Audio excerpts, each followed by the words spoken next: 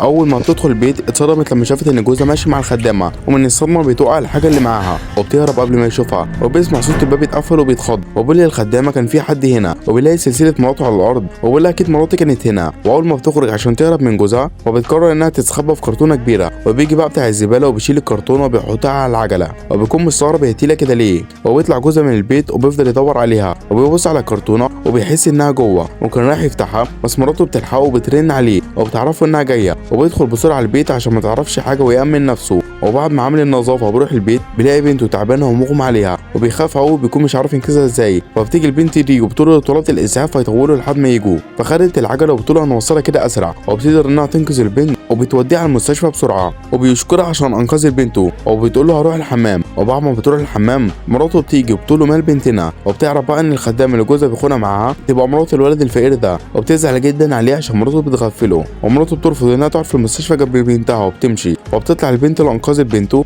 وبتعرفه ان مراته بتخونه مع جوزها.